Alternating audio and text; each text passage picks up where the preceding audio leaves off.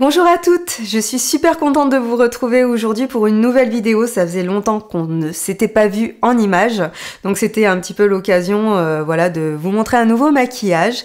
Et aujourd'hui j'avais envie de dire stop aux idées reçues, c'est pourquoi je vais vous montrer qu'on peut très bien mettre du fard à paupières vert sur les yeux verts. Voilà, et en plus de tout ça, je vais vous donner aussi quelques techniques et je vais vous montrer des produits très sympas.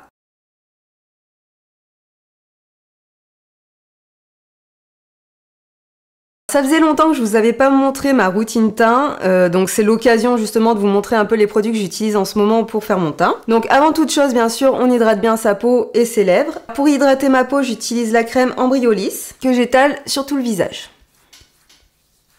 Et pour les lèvres, j'utilise le baume Biological qui est au goût abricot. Voilà, une fois que ça c'est fait, je vais mettre une base de maquillage Prep Plus Prime de chez MAC. Parce que bien sûr, la crème hydratante ne remplace pas la base. Et là c'est pareil, je l'étale avec mes doigts. Ensuite je vais mettre mon fond de teint et là j'ai choisi le fond de teint Ilsi Mix de Bourjois. Donc j'ai choisi celui-ci parce qu'en ce moment j'ai la peau un peu sèche. J'ai été malade et j'ai le tour du nez un peu qui pèle. Donc ce fond de teint il est parfait parce qu'il assèche pas du tout la peau et il marque pas les zones de sécheresse. Donc là je vais utiliser une éponge de ce type. Parce que c'est un fond de teint qui est moyennement couvrant, donc c'est parfait pour les zones où j'ai pas trop d'imperfections, mais il y a d'autres zones où j'ai besoin d'un peu plus de couvrance, donc je vais pouvoir tapoter avec mon éponge et couvrir un petit peu plus ces imperfections. Avec mon éponge, je pars bien sûr du centre de mon visage et j'étire le fond de teint vers l'extérieur.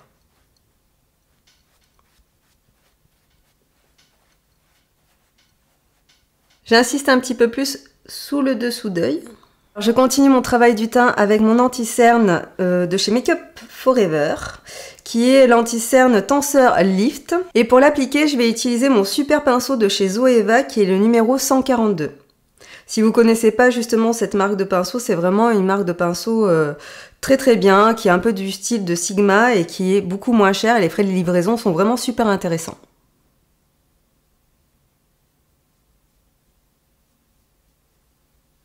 Donc l'anti-cerne, je le mets sur mon cerne, bien sous le dessous de mon œil, mais aussi sur la paupière mobile et la paupière fixe. Et je monte jusqu'au sourcil. J'oublie pas aussi le coin externe, qui est souvent très marqué.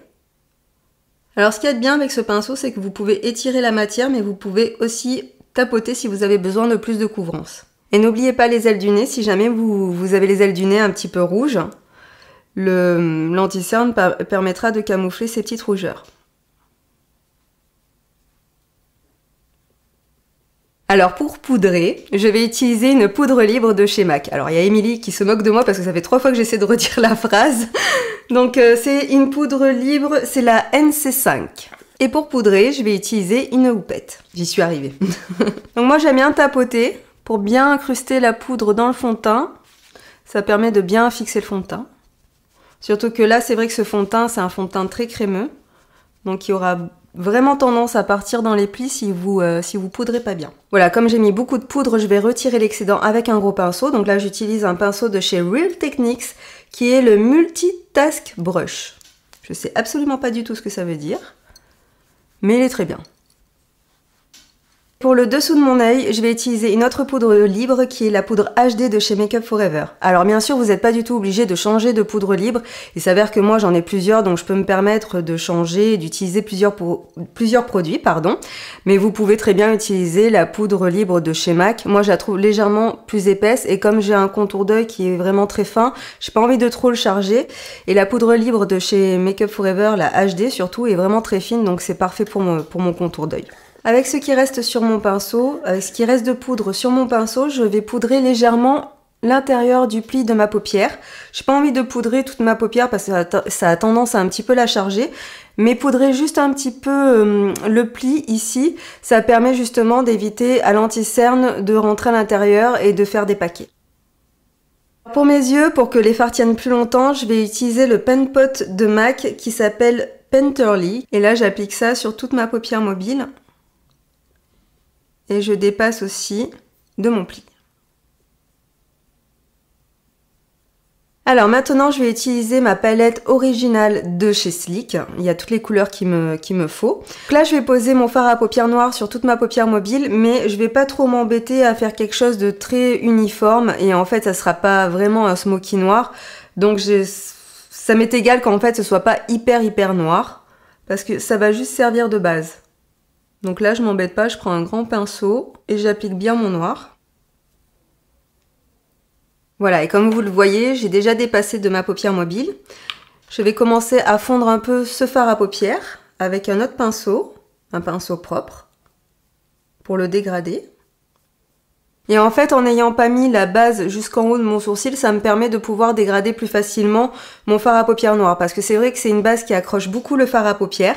Donc si vous avez de la difficulté à dégrader vos fards, je vous conseille pas justement de mettre cette base jusqu'à votre sourcil, parce que sinon, justement, le dégradé, vous aurez vraiment du mal à le faire. Et maintenant, par-dessus, je vais utiliser le fard à paupières vert irisé de la même palette que je viens déposer par-dessus le fard à paupières noir. Donc vous embêtez pas, vous déposez votre fard à paupières assez grossièrement sur votre paupière mobile pour que ça crée juste un reflet. Et vous déposez ce vert de partout où vous avez déposé le noir. Donc voilà, là on est dans un vert pas trop flashou, qui se porte plutôt bien, qui fait assez élégant, et qui en plus met quand même mes yeux en valeur, malgré que j'ai les yeux verts. Alors pour finir le dégradé, maintenant je vais utiliser une Star Powder de chez Make Up For Ever, qui est un beige irisé. Et là avec un autre pinceau, je viens appliquer le fard à paupières sous mon sourcil. Pour le dessous de mon œil, comme j'ai l'œil qui a tendance un petit peu à pleurer en ce moment, avec le vent, le pollen, les petites allergies, tout ça, je vais utiliser un crayon waterproof, l'Aqua Eyes de chez Make Up For Ever, et c'est le numéro 16L. Donc c'est un très beau vert. Et je viens l'appliquer au ras de mes cils. Et ce que je vais faire, c'est que je vais de suite le dégrader pour pas que ça fasse juste une barre et que ça rende mon regard trop dur. Et maintenant, je vais reprendre le vert que j'ai utilisé tout à l'heure en fard à paupières et je vais l'appliquer par-dessus le crayon. Ce qui va permettre en fait de bien le fixer, comme le crayon est waterproof, il va bien accrocher les pigments. N'oubliez pas bien sûr de dégrader. Pour donner un peu plus d'intensité à ce maquillage, parce que là pour le moment ça fait un peu plat, je vais mettre un petit trait d'eyeliner. Donc je vais utiliser l'eyeliner Inglot. Donc j'utilise un petit pinceau eyeliner et je vais prendre un autre pinceau pour le dégrader.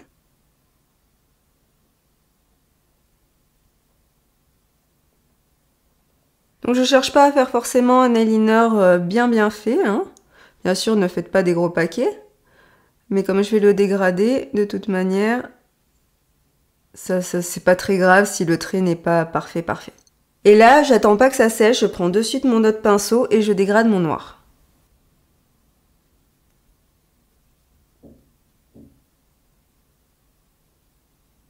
Et pour améliorer un petit peu mon coin externe et pour ajouter encore un peu plus d'intensité, je vais prendre un fard à paupières noir et je vais rajouter du noir juste au coin externe de mon œil. Et bien sûr, je dégrade ce noir. Voilà, donc ça améliore vraiment la forme de mon œil et ça le rend un peu plus étiré et ça lui donne une forme un peu plus en amande. Pour le mascara, j'ai choisi un mascara de chez MAC qui s'appelle le False Lashes Waterproof. Alors je vous avoue que c'est la première fois que j'utilise, donc j'espère qu'il est bien. J'avais envie de tester un petit peu autre chose en waterproof. Et il a l'air pas mal. Il accroche bien les cils, j'aime bien. Alors Émilie est à côté de moi, on va lui demander ce qu'elle en pense. Alors t'en penses quoi? C'est très bien. C'est très bien, hein? Des cils de rêve. Alors c'est approuvé. Alors comme toute règle en maquillage et en colorimétrie, le vert fait ressortir le rouge.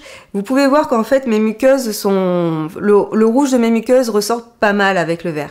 Donc c'est pour ça que je vais mettre en fait un crayon noir sur ma muqueuse. Déjà pour donner encore un petit peu plus d'intensité parce que j'aime bien ça, mais aussi pour cacher ce rouge. Donc là je vais utiliser un crayon colle de chez Bourjois. Alors bien sûr quand on dépose du crayon colle sur la muqueuse, on n'hésite pas à déborder un petit peu dans le ras des cils, hein. Là, je vais maquiller mes sourcils avec un fard à paupières marron de chez Sleek, d'une autre palette, qui est la palette Au Naturel. Donc c'est vraiment pour les maquiller un tout petit peu, qui soient un peu plus marqués, un peu plus dessinés. Mais je vais pas trop m'embêter parce qu'avec la frange que j'ai en ce moment, on les voit pas beaucoup. Donc je suis simplement la forme de mes sourcils. Moi, ce qui m'intéresse surtout, c'est de marquer un peu plus la queue de mon sourcil parce que c'est un petit peu miteux en ce moment. Voilà, je pense que c'est à peu près tout, je vais pas en faire plus. Je vais remettre ma petite frange. Voir un petit peu ce que ça donne.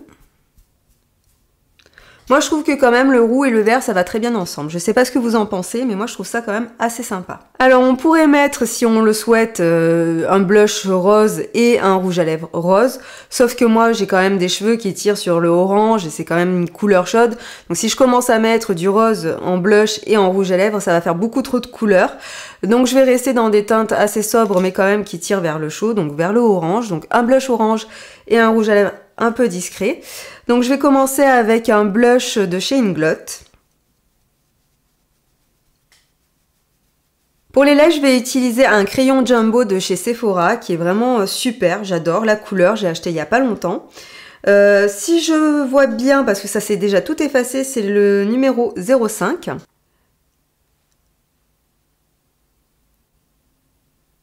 Voilà, le maquillage est terminé, j'espère vraiment qu'il vous plaît. Cette vidéo aussi vient en complément d'une autre vidéo qui va vous aider à choisir la couleur de vos fards à paupières par rapport à la couleur de vos yeux. Mais bien sûr, comme j'ai voulu vous le démontrer aujourd'hui, on peut très bien mettre du fard à paupières vert sur des yeux verts, il n'y a aucun souci. Vous voyez, c'est très joli. À partir du moment que le maquillage est très bien fait, il n'y a aucun problème. Voilà, moi je vous dis à très bientôt pour des futurs tutos, des articles, etc. N'oubliez pas que vous pouvez vous abonner aussi sur notre chaîne YouTube, sur notre compte Instagram et puis aussi sur Facebook parce qu'on publie pas mal de choses que vous voyez pas sur notre chaîne YouTube. C'est toujours intéressant de partager d'autres choses avec vous. Et puis voilà, c'est tout. Moi je vous fais plein de bisous et je vous dis à très bientôt. Bye bye!